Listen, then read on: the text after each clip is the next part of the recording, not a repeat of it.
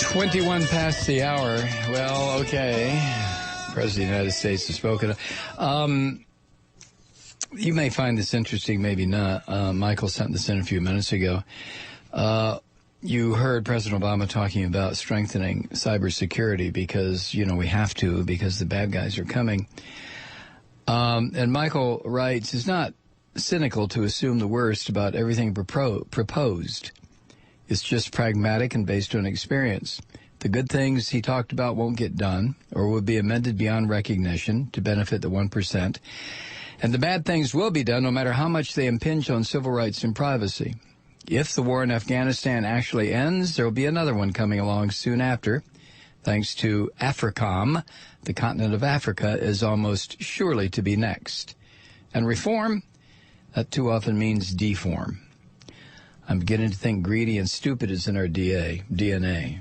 Michael and Roswell. Now, what he's talking about, from the ACLU website, the House cybersecurity bill that allows the National Security Agency, the NSA, and the military to collect your private Internet records is scheduled for an encore appearance tomorrow. House Intelligence Committee Chairman Mike Rogers, Republican of Michigan, and Ranking Member Dutch Ruppersberger, Democrat of Maryland, will reintroduce the Cyber Intelligence Sharing and Protection Act, or CISPA, which news reports say will be the same bill that passed the House of Representatives last year. That's right, the same bill that allows companies to turn over your sensitive Internet records directly to the NSA and the Department of Defense without requiring them to make even a reasonable effort to protect your privacy. The same bill that lets the government use the information it collects for cybersecurity purposes, quote, to protect the national security of the United States, end quote, a concept that is, of course, undefined and incredibly expansive. So here we are, 10 months later, with a much-deserved veto threat from the administration, a smarter Senate alternative, and an executive order that will address part of the information sharing issue, yet the House starts with the same old privacy-busting bill as before. Now, what the ACLU website is asking you to do, first of all, just go to their website, aclu.org, and get the information on this CISPA, Cyber Intelligence Sharing and Protection Act. So when the President of the United States talks about this, what do you think he's talking about? Is he talking about some other act? Is he talking about something that hasn't been written yet? The Senate has a bill. Are there protections built into that? It is very difficult not to be cynical. It really is. And like we all know, this president gives great speeches. He really does. He, especially when he was talking about the victims of gun violence.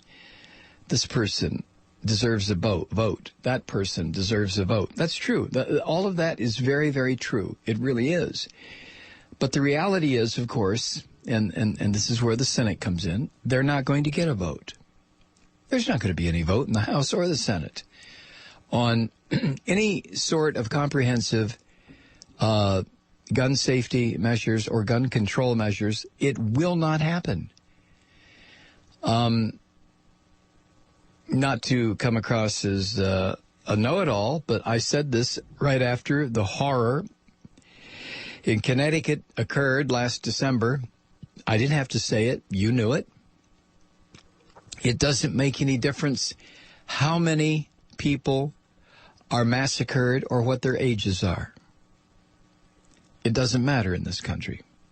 There will be no gun legislation passed. You know it, and I know it.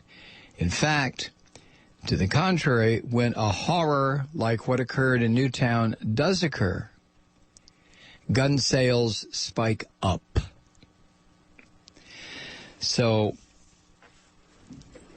listening to Mr. Obama tonight, I don't disagree that the There are some improvements in the economy, but who is experiencing the net gains from those improvements?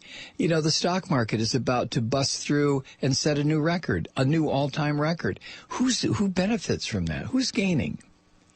Who's gaining? The jobs that have been created in this country, who benefits from those jobs? Are those good, solid union jobs? Are they well-paying jobs? Are they 40-hour-a-week jobs plus some overtime if you want it? Are they jobs with any kind of security whatsoever? The answer to all of the above is no, they're not. So the stock market, the financial services industry, being the playground of the thieves and the liars that it is, yeah, of course that's starting to show. I mean, any casino, any gambling hall makes every gambling hall, every casino makes a profit. And as far as the housing market is concerned, you know, the Lord giveth, the Lord taketh away. The Lord, in this case, in America, of course, is the mortgage industry. Sure, mortgage rates are at an historical low. Who can get a mortgage? I'm afraid of the world. I'm afraid I can't help